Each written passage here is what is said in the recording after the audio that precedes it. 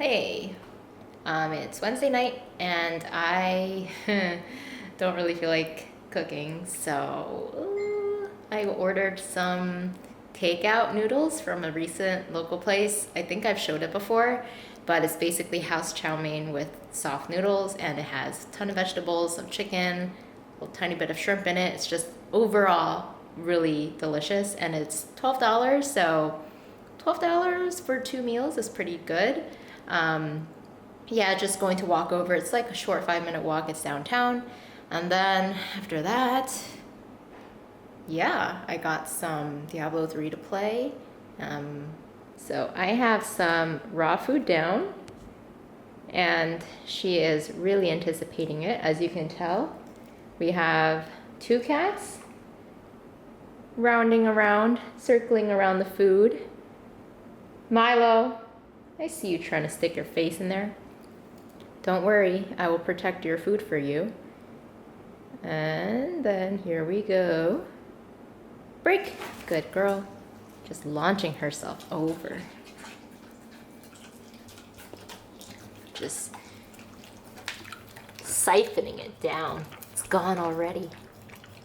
Licking all the little itty bits of it. And we got someone right here. Don't you bite that strap, Milo. I'm gonna smack you. Wow, even looking. Hey, your tail. There you go.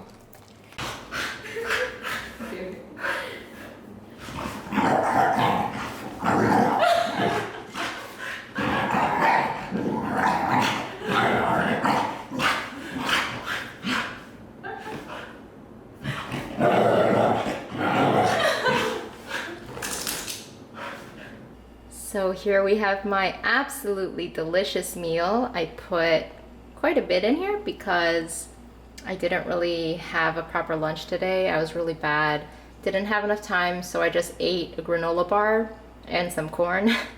But this is my amazing mango, Bolt House Farms, and here is house chow mein with soft noodles. Look at all of that. Oh my god, I'm so excited to dig in.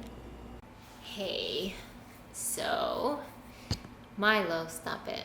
He's always such a troublemaker, I swear. And then he cringes when I make sudden movements at him. But yeah, so something I kind of wanted to talk about very briefly, hopefully, is just that the computer science field, or just the technology field, is really frustrating. And I have read other people post about it on Reddit, where basically, so yeah, a lot of the interview processes for these positions is basically where they quiz you on a bunch of information, and there's also, a whiteboarding interview sometimes where you have to write out some code based on a question that they ask you. And it can be very hard to judge someone's skill, how well they are able to do a job for a position like a developer or a software engineer. But I feel like it's kind of similar to the way I felt about school. I was not fond of school at all. I hated it. I will forever hate school. I think that it was just the completely wrong way for me to learn personally. And I also felt that GPA was not a very good indicator of someone's intelligence. But I felt like people focused on GPA so much that you would kind of maybe feel bad if yours wasn't as high. And there would be certain job postings up where it would say you want a minimum of 3.0 GPA. And so I just felt like, how well you were able to study and memorize for an exam isn't a good indicator for, how successful somebody is going to be. Because half the time you spend hours studying for an exam, you take your exam, then you forget everything, right?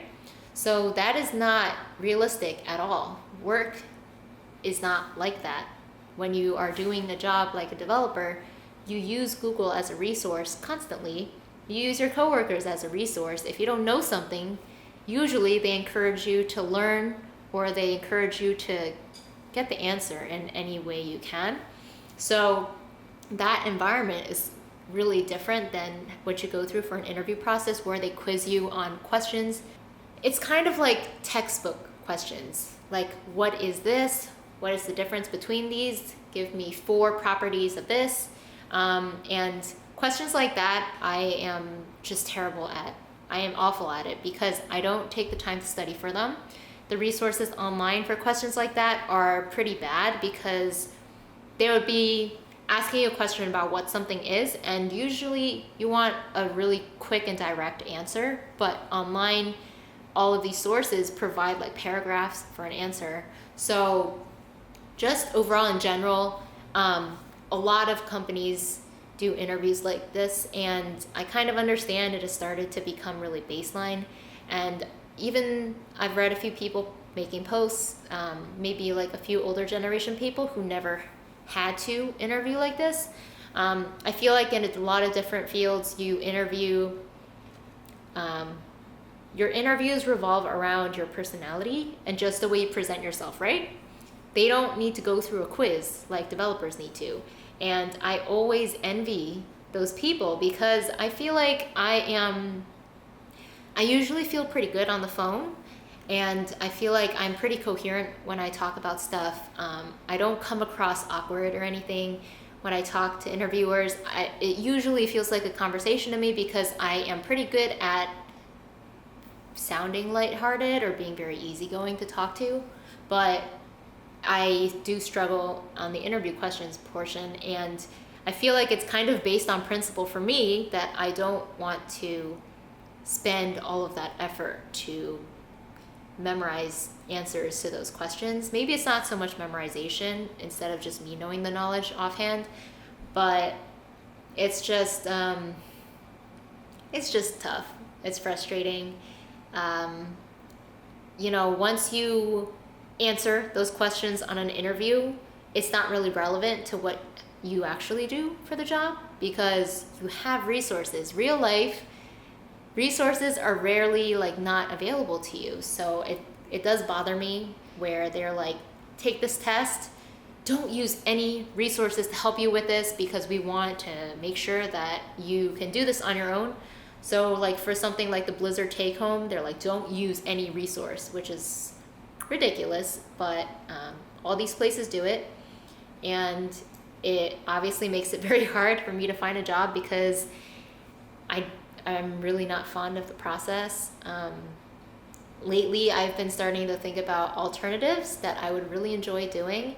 And coincidentally, I was browsing Reddit motorcycles today, the subreddit, and somebody posted that they were looking for a web developer in San Diego that has a passion for motorcycles.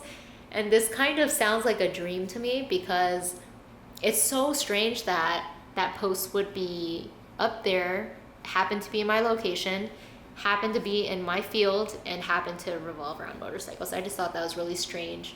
But I've been thinking about motorcycles a lot lately because they're just a lot of fun and the weather is nice here, and I feel like it would be like a really nice stress reliever or just to take a ride for a while, ride for pleasure.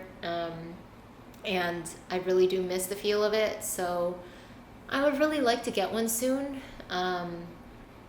Maybe if there are really good holiday deals going on right now, I would consider it. I mean, I think ideally I would want to wait a couple more months before I make another big purchase after my camera. But I think there is a Kawasaki Ninja 300 on sale at a local place for $3,000, and that's before they have the other fees tagged on, so it'll probably be out the door for maybe $1,000 more, $1,500 more. But gear wise, I would have to spend close to $1,000 as well, so it's not cheap, even though a bike is so much cheaper than a car. And it's kind of interesting how low price they are, especially the lower CC models. But I was also looking into electric motorcycles, and I actually would totally want an electric motorcycle, except the one brand that sells it, and I think they are the main brand that excel at it. It goes for $11,000 base, and that is the cheapest model you can get. So that is quite a large chunk of money for a motorcycle compared to like 3 to 4K. So that probably won't be the choice I go with. But yeah, I see motorcycles around all the time and it's sunny out and I'm just in my car, very jealous that they are lane splitting and enjoying the feel of being outside while riding. It's just really great. But yeah, I had an interview today basically where I was quizzed, and I feel like usually when I'm told that I have an upcoming interview, I kind of expect these quiz things to happen, but when they actually do, I just start feeling very frustrated because I know for sure there are better ways to judge someone's ability to do the work that you want. If you want to compare it to something, I kind of often compare it to, like, recently I talked about why I quit World of Warcraft. So think about it as when you're trying to join a pug, right? You try to link them achievements or something, or they request one specific achievement. So like, you don't even consider the fact that maybe you are a really old school player and you've been playing for years. So since I've been playing since BC, if I ever looked somebody up and I wanted to look in depth for how skilled they would be, I would look through anything that could be relevant. So if they got like a boss kill that was really early on during its time and it was very difficult as well, the fact that they got that boss kill means something to me. Not the last tier ahead of the curve achievement. Ahead of the curve is garbage. It doesn't mean anything. But so many people place emphasis on this achievement when they're trying to invite people into pugs. So if you don't have that one achievement, you're just like shit out of luck, right? So compare that to real life, where they take one aspect of knowledge when it comes to a topic, and then they focus on that one aspect. But when you're actually hired and you are required to do the work, that doesn't apply like at all. I mean, it applies, but it is not contributing to your success at your job, because this is just like textbook information that is good to know for your understanding of how things work. But if you actually want to do work and succeed at it, you have to know how to look stuff up efficiently and applying that knowledge to your situation. Knowing how to look stuff up is very important, and for some reason they disregard that when they interview you. So sometimes I just wish I could change fields. Actually, shortly after graduating, I was contemplating a job that would aim to work in some form of film, like a background person, because I knew I had a love for movies, and I figured maybe I would enjoy working in that industry more, even though the pay would be awful compared to computer science. So it would be like, do I go for what I think I would enjoy doing, or do I go for money? So unfortunately, money is actually really important. So I don't think that it would ever be worth it to sacrifice to work a really low paying job like that. And it does kind of suck, because every time I come across somebody working in something completely different than me, I try to think about whether I would enjoy doing their work. And sometimes I do wish that different jobs like that pay as well. It's usually pretty unlikely, but it would be really cool. Like, for example, I try to think of ways where I could utilize computer science with a hobby I like. So there are certain websites that sell motorcycle gear. So I figured it would be cool if I worked for some of those websites as an engineer or something. But one of the most popular websites, Revzilla, they are based in Philadelphia, so that won't work. Some of the other ones, I mean, there aren't that many. That's another thing. And I feel like if you wanted to work directly with motorcycle brands, The chances of them being local to San Diego is very slim. You would probably need to relocate, which I don't want to do. So I feel like I'm kind of trapped in a corner until I get lucky enough to interview with somebody that is on the same wavelength as me. And that doesn't happen very easily. But I guess I'm not really in a rush. Work is starting to become a little unbearable. So it's really important not to let that get to you, because once I am home though, life is pretty good. So sometimes it's really hard not to overload myself with these feelings of frustration towards interviewing, because I have been doing it for a couple months now. And it's not even just them quizzing you. There are times where I don't even get a phone call. So those companies, if I don't get a phone call, automatically you don't want to be working with a company like that, because first, they probably don't care about you and your time. So usually if you schedule a phone call, you probably have to rearrange your day to make time for it, right? So since I work, I do take these phone calls at lunch sometimes, and it does kind of change up my routine. If I'm anticipating a 30-minute phone call for an interview, I can't just come back here immediately and walk right. I have to wait for it. But if time passes and it doesn't come, then it already inconvenienced me. So companies like that don't value your time. You want to find a company that doesn't just view you as disposable. You want it to be equal. So a lot of the times people call late, like 15 minutes late. Sometimes it feels silly for me to be very selective about stuff like this, but if companies call late and it's like casual for them, doesn't really even matter, then I feel like their principles and just the way they run their organization is probably not going to align with what you would like. But that's just me. Punctuality means a lot to me, because if you schedule something ahead of time, I feel like there are very few things that could cause you to be late for something like that, unless it was an extreme emergency, which it usually isn't.